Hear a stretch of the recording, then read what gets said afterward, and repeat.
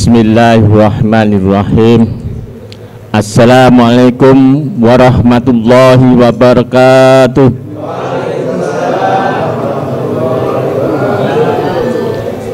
Alhamdulillahirabbil alamin wa bihi nasta'inu ala umurid dunya waddin. Wassalatu wassalamu ala asrafil anbiya'il mursalin wa ala alihi wa sahbihi ajma'in. Amma ba'd. Alhamdulillah, alhamdulillah, alhamdulillah. Pertama-tama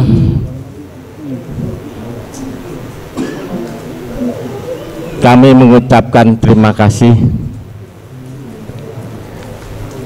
dalam penyelenggaraan peringatan Haul guru kita. Bapak, Ibu, saudara-saudaraku semuanya yang kami muliakan serta kami hormati, hadirin, hadirat, anggota Sinar Putih cabang Pasuruan, cabang Surabaya, cabang Gresik dan cabang Bangil yang kami cintai. Alhamdulillah, alhamdulillah, alhamdulillah. Salawat dan salam marilah tetap kita haturkan kepada junjungan Nabi kita Muhammad sallallahu alaihi wasallam beserta keluarga-keluarganya, para sahabat, para tabi'in, tabi'in hingga sampai ke kita. Mudah-mudahan kelak kita akan mendapatkan syafaat daripada Rasulullah SAW. Bapak, Ibu-ibu, saya sangat terharu, benar-benar terharu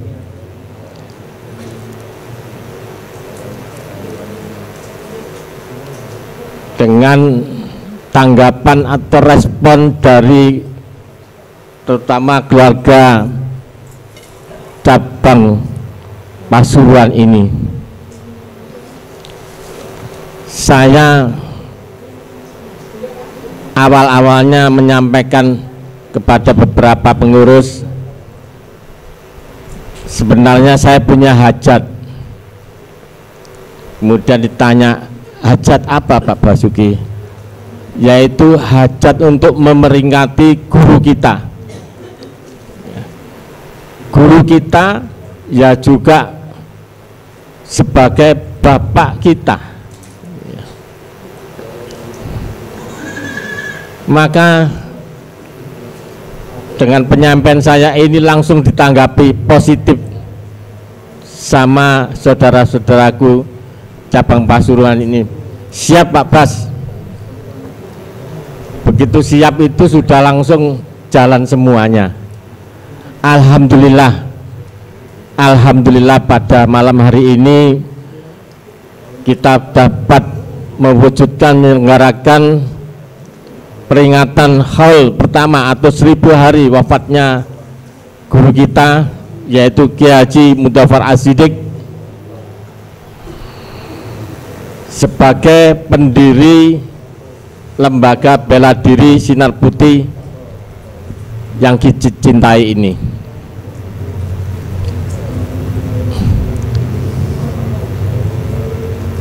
Tidak terukur rasa haru saya, betul. Malam ini campur haru dan gembira. Haru itu saya teringat oleh beliau, ya. Karena boleh dikatakan saya ini ya dekat dengan beliau, ya. Kalau ke Jawa Timur, ke Surabaya, kemana-mana dengan saya. Ini yang membuat saya terharu, ya, dengan malam hari ini. Gembiranya itu apa? kita sebagai anak murid, boleh dikatakan sebagai anak murid. Kalau anak kandungnya itu ahli mendoakan orang tuanya, maka dikatakan sebagai anak yang soleh atau solehah.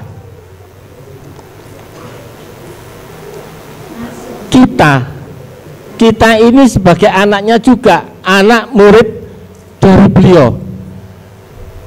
Kok kita ini mau mendoakan bapak kita, guru kita, maka kita juga termasuk anak murid yang solehah. Amin, Allahumma amin.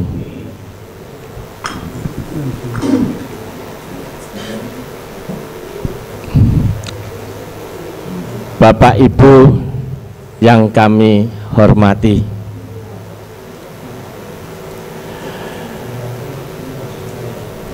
secara singkat yang saya mau sampaikan ini tidak lain adalah supaya bapak ini dan ibu-ibu ini mengerti, ya, sinar putih itu, cikal bakal sinar putih itu. Awal-awalnya beliau itu seorang pengajar ngaji, ya, di masjidnya. Jadi di masjidnya beliau punya masjid. Jadi bapak dari Pak Mudhafar itu punya masjid, dia ngajar ngaji. Nah, setiap murid-muridnya yang ajar ngaji ini dulu itu modelnya bukan sekarang seperti sekarang. Dulu kan maju satu-satu, pakai apa itu istilahnya, turutan. Nah, beberapa muridnya itu yang belum gilirannya suka lari-lari, terus main sarungnya disabet-sabetkan gitu, ya. Maka dari itu beliau terinspirasi, daripada anak-anak itu demikian tidak terarah nanti kenakalannya, maka dari murid-muridnya itu akan diajarkan bela diri. Namun demikian, untuk menjadi murid beliau itu tidak semudah seperti yang sekarang ini, ya. Dulu itu benar-benar seleksi, ya. Murid beliau itu dulu yang namanya Bapak Dr. Soeharto itu masih kecil, mereka menceritakan, Bas, saya dulu itu untuk menjadi murid beliau itu saya harus melewati beberapa tes, ya. Suatu saat beliau, Pak Haji Mudhafar ini akan kedatangan tamu, maka di antara murid-muridnya ini ada 3 muridnya itu dipanggil untuk ke rumah, kemudian dicoba murid-muridnya ini supaya untuk membawakan minuman, ya, membawakan minuman dari dalam sampai ke depan tamu itu dengan tampan, terus gelas sama teko. Begitu keluar dari atau masuk ruangan tamu itu apa istilahnya, ngampur rancang, ya, kalau orang Jogja itu gitu. Jadi sambil apa, jalan jongkok gitu, ya, jongkok, ya, gitu, ya. Terus dilihat jalannya itu, orang itu bisa dilihat ini bakat nantinya menjadi murid bela diri atau tidak dari jalan itu. Kedua, cara untuk menyajikan. Kok dia ambil gelas gini, taruh di depannya, terus dikucurkan gini, enggak lulus, enggak lulus. Maka dari ketiga itu ada satu yang kepilih. Karena caranya mengucurkan dia ini teko diambil itu, terus pelan-pelan dimasukkan dan tidak berbunyi, bunyi kecek. Kemudian ditaruh, itu pun dipaskan untuk cara ngambilnya itu. Terus baliknya gitu, mundur. Gitu ya, itu sampai di situ. Maka sedemikian rupa untuk menjadi murid beliau itu betul-betul. Nah, diantaranya yang kepilih itu yaitu Pak Soeharto itu yang sekarang menjadi ketua Yayasan Sinar Putih itu. Bukan itu aja ujiannya. Ujiannya suruh ngisi baknya untuk wudhu di masjid itu. Ngambilnya sumurnya sini, mungkin di depan sana pintu masuk itu suruh ngambil. Caranya narik air itu pun dilihat, caranya ngangkat pun dilihat, bakat atau tidak. Maka dari beberapa tes itu alhamdulillah Pak Harto itu kepilih. Di antaranya Pak Harto, Pak Dayat dengan Pak Prayit, ya itu. Jadi ketiga muridnya ini yang sampai saat ini hanya tinggal dua yang terus, yaitu Pak Dr. Andres Soeharto sama Pak Dayat, Pak Hidayat, ya.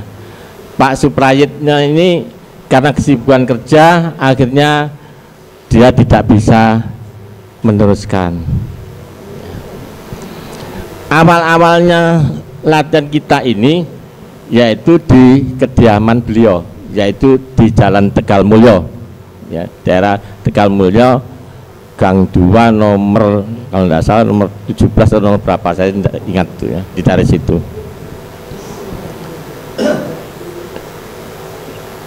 Kemudian kegiatan latihan ini kok semakin lama semakin diminati dengan warga sana. Itu masih silat, belum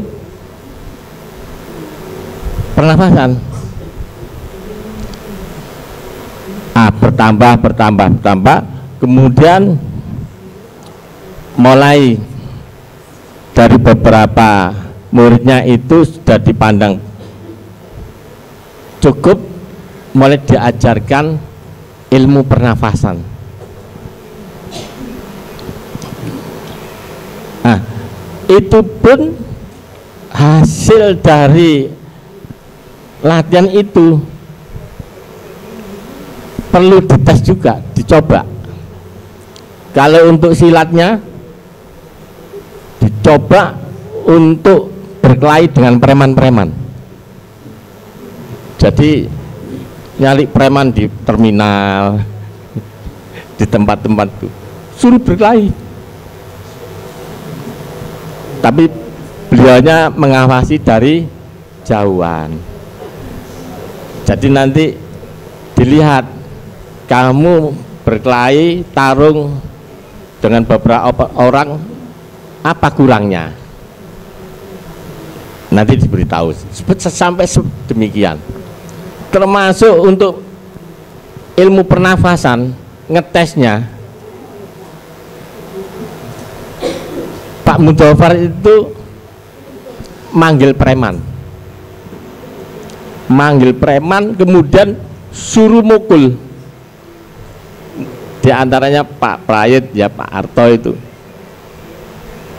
Pak Harto sama Pak Prayit tidak boleh bergerak, diam aja. Pak preman yang keker-keker itu suruh mukul. Begitu mau maju, mau gini, terlempar. Berdiri lagi, maju lagi, terlempar. Jadi berkali-kali tidak bisa menyentuh. Saat itu Pak Harto, Pak Prayit maupun Pak Hidayat tidak ngerti. Loh, iki ilmu apa toh? Aku meneng wae kok wong mencelat kan gitu. Biasanya kan gelut. Kalau silat kan harus fisik. Nah ini enggak, saya suruh berdiri, suruh diem, dibuki uang tapi nggak pernah kena. Nah di situ akhirnya berkembang. Tapi ya gitu, yang untuk menjadi anggota itu betul-betul terseleksi, enggak seperti sekarang. Ya. Jadi untuk jadi murid itu kita bukan mencari murid, ngasih apa seperti leaflet atau serban, enggak, tapi murid yang mencari sinar putih. Itu dulu itu. Insya Allah sampai sekarang kita pertahankan demikian. Nah, kemudian semakin banyak maka perlu ada wadah, maka dibentuklah lembaga bela diri Sinar Putih. Tepatnya tanggal berapa Bapak? Tanggal 2 Mei tahun 1980 lulus berarti. Hafal. Nah, tanggal berdirinya dan sebagainya itu disematkan dalam lambang kita itu. Kemudian beberapa tahun karena sudah merambah ke beberapa provinsi, maka perlu juga dikembangkan wadahnya, yaitu di bawah yayasan, yaitu Yayasan Sinar Putih yang diketuai oleh Bapak Dr. Andes Soeharto sampai sekarang ini. Ya. Dalam yayasan ini membidangi beberapa bidang, yaitu bidang pendidikan itu anak-anak sekolah mulai dari PAUD, TK sampai SD. Insya Allah dalam dekat ini akan mendirikan sekolahan untuk SMP. Alhamdulillah, murid-murid beliau ini cerdas, pandai-pandai, selalu masuk dalam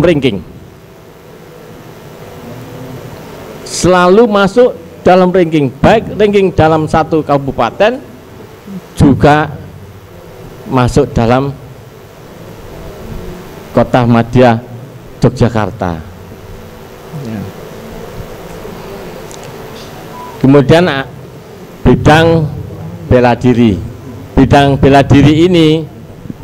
ini ada dua, yaitu bela diri silat, yaitu disebut dengan kelompok A, itu anggotanya mulai umur 9 tahun sampai 19 ya. Selebihnya pun boleh, kalau Bapak mau ikut boleh, tidak apa-apa, asal kuat boyoke. Kemudian kelompok yang berikutnya yaitu kelompok ilmu pernafasan yang kita tekuni setiap malam Rebu malam Kemis, ya, Rebu malam Kemis yang kita tekuni. Itu ada ilmu pernafasan. Di sini khususnya untuk ilmu pernafasan ini yang kita olah itu adalah raga dan jiwa. Jadi bela diri kita ini bukan untuk menghadapi musuh yang nampak. Gampang nggak menghadapi musuh itu, ya kan? Ya Pak Muhajir ya. Kalau kita ketemu musuh supaya nggak berkelahi, ya kita hindari lah. Itu sudah bela diri itu, iya kan? Kita mau lewat kok dihadang situ, ya lewat sini masih ada. Nah sini kok dihadang, ya lewat yang gang satunya. Kok semuanya dihadang, ya apa boleh buat. Ya, Bismillahirrahmanirrahim. Apa yang terjadi ya terserah.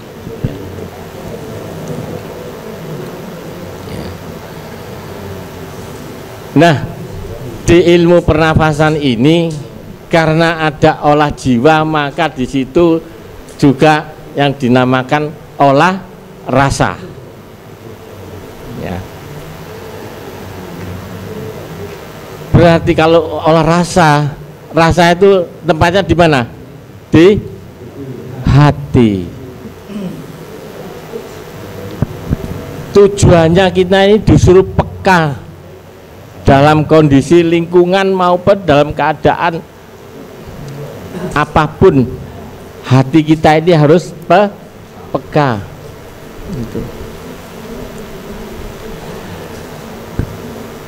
Kita sebagai makhluk manusia pasti akan berhadapan banyak macam ragam dalam kehidupan kita, ya.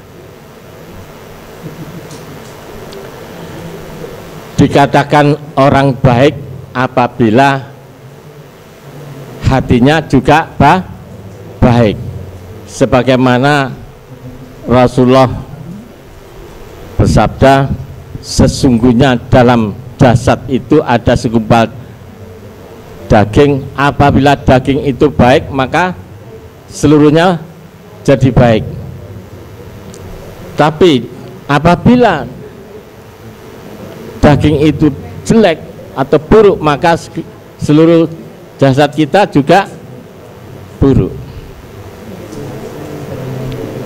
Artinya kita ini suruh menjaga dan menata hati.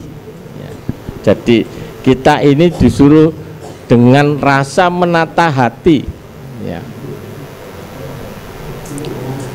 Kalau tidak, namanya hati itu seperti selembar kertas putih ini, bersih.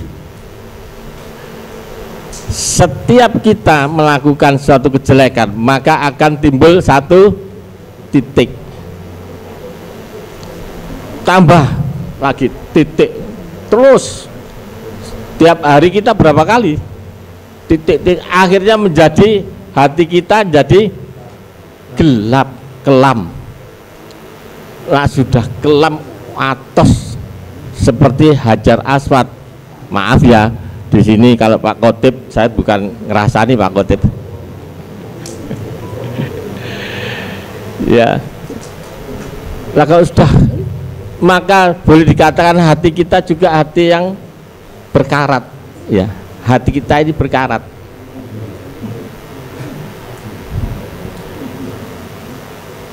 Rasulullah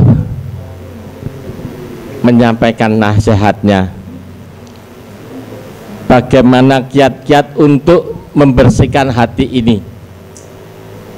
Yang pertama adalah bacalah Al-Quran. Alhamdulillah jamaah kita, murid-murid kita ini ahli baca Quran semuanya. Saya meyakini, ya. Ya.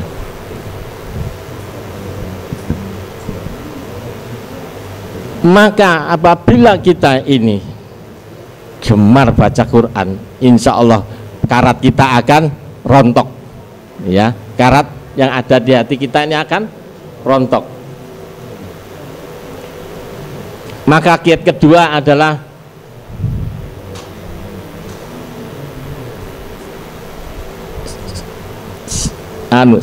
sering-seringlah untuk selalu mengingat kematian.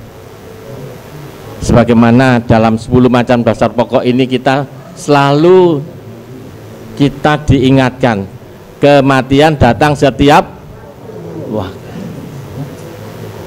Maka apabila kita selalu mengingat itu, karat kita juga akan terus rontok terus.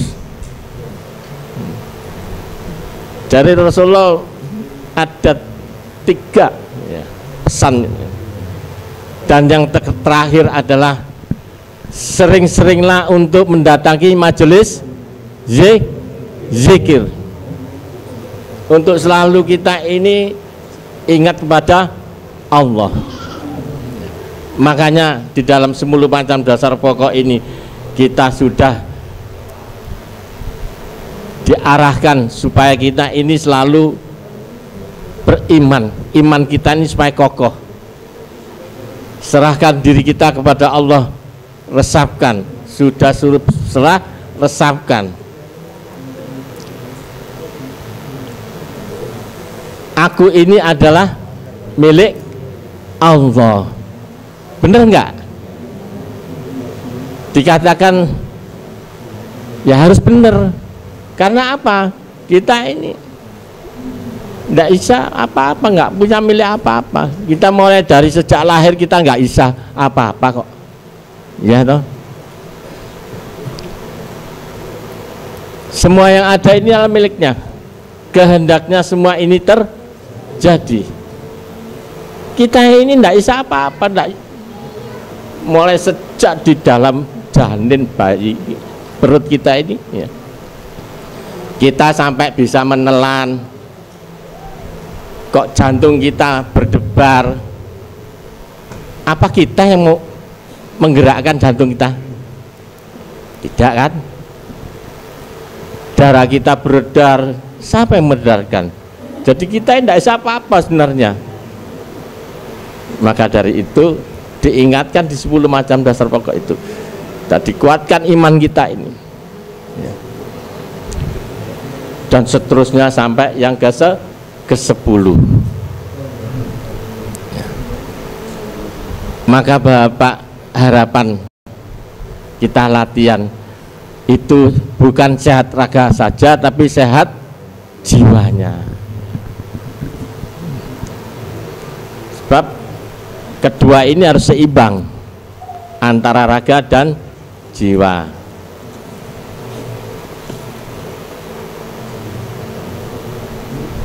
Jiwa ini selalu fluktuatif, kadang naik, kadang turun ya. Maka perlu dijaga dan ditata ya. Di Sinar Putih kita ini sudah diberi bekal untuk menjadi orang yang beriman, orang yang berhati yang bersih ya. Apa bekalnya? 10 macam dasar pokok itu. Kita kalau bisa mengamalkan 10 macam dasar pokok itu, wah luar biasa, udah luar biasa ya. Itu. Oleh karena itu, alhamdulillah kita ketemu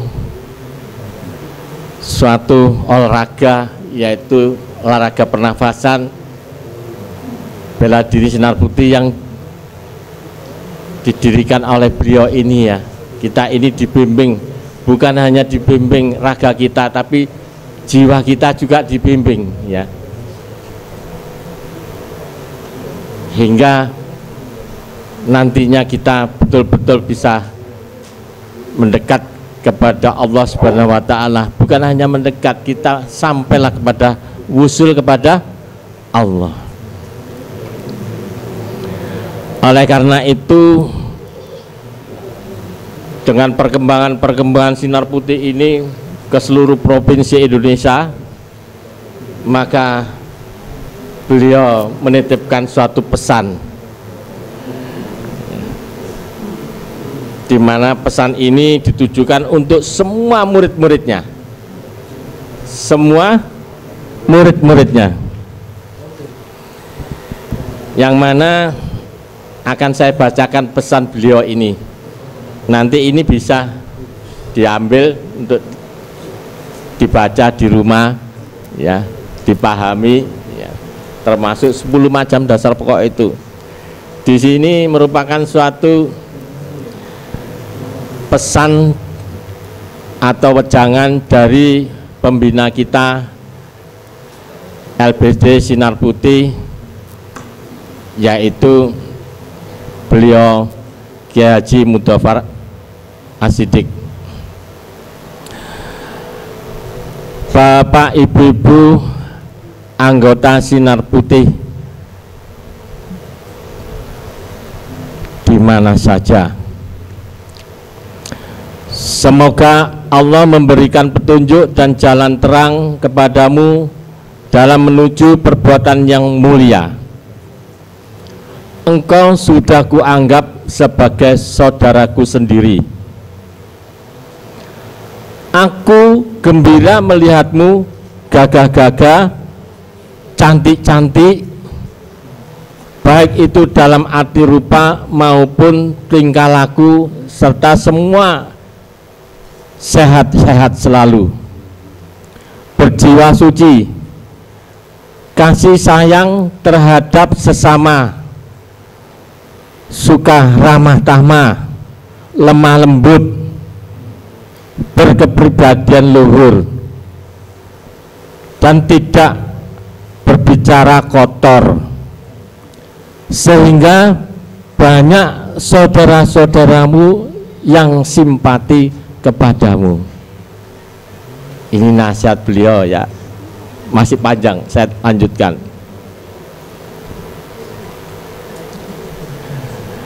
Karena engkau suka menolong, suka menyantuni orang-orang lemah, dan suka memaafkan kesalahan orang lain.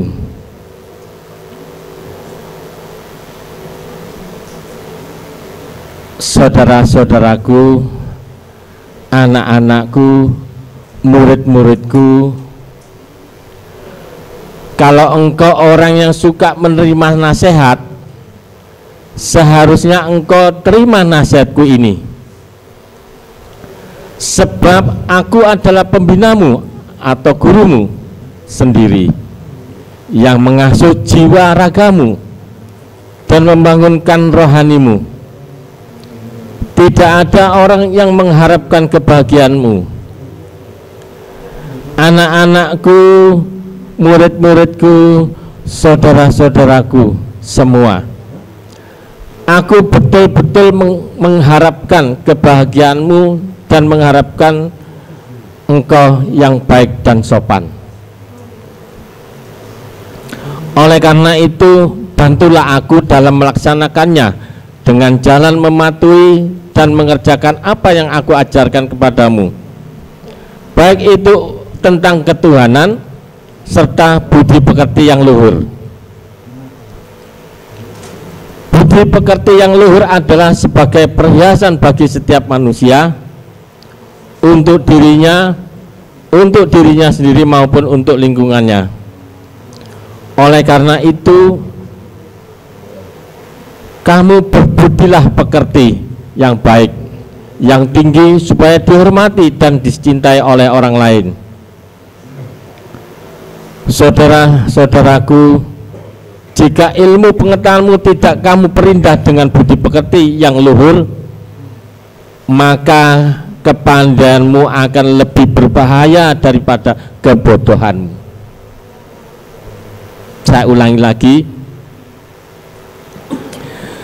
saudara-saudaraku atau murid-muridku atau anak-anakku, jika ilmu pengetahuanmu tidak kamu perindah dengan budi pekerti yang luhur, maka kepandaianmu akan lebih berbahaya daripada kebodohanmu.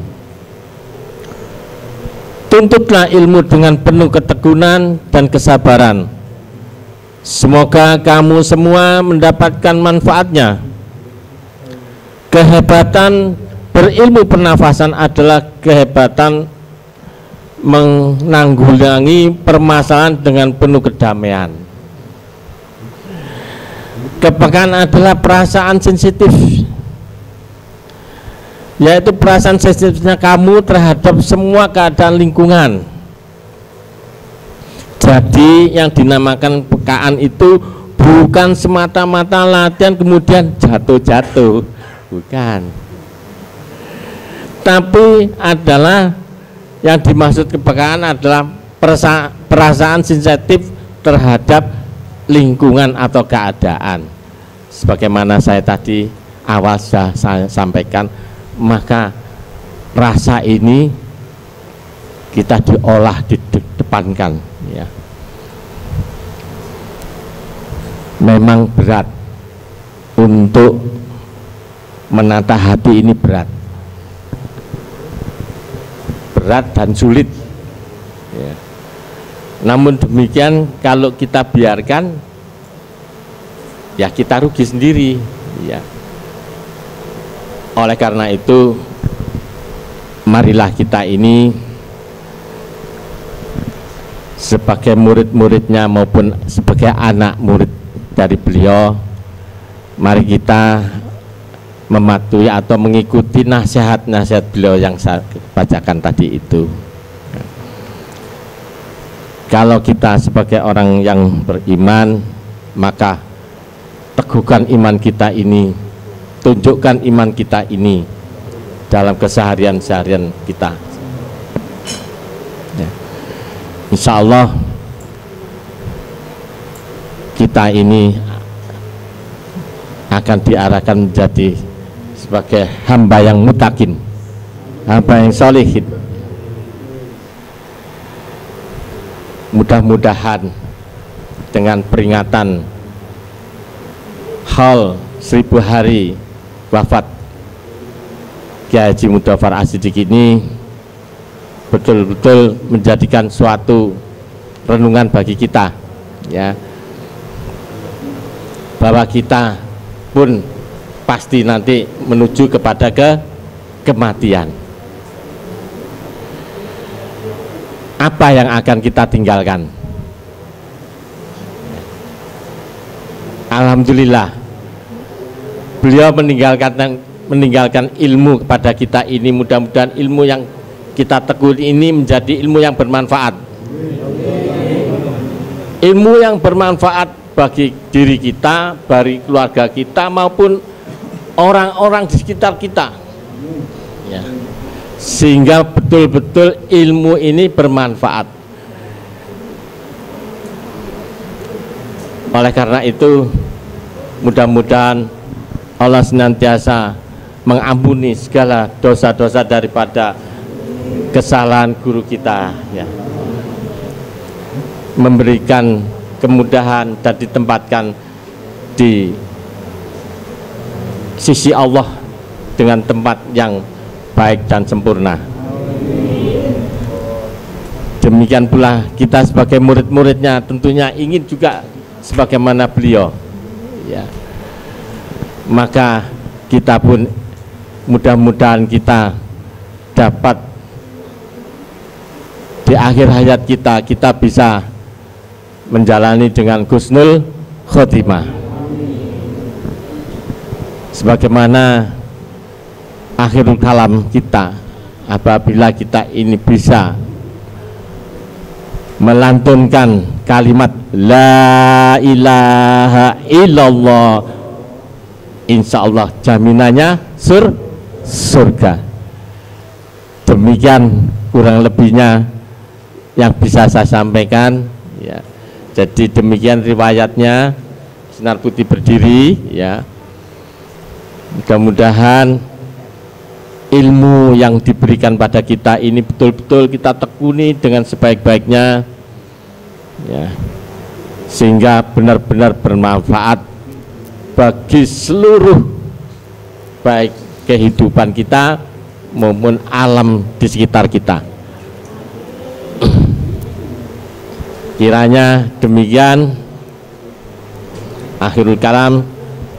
Apabila ada tutur kata kami yang kurang berkenan,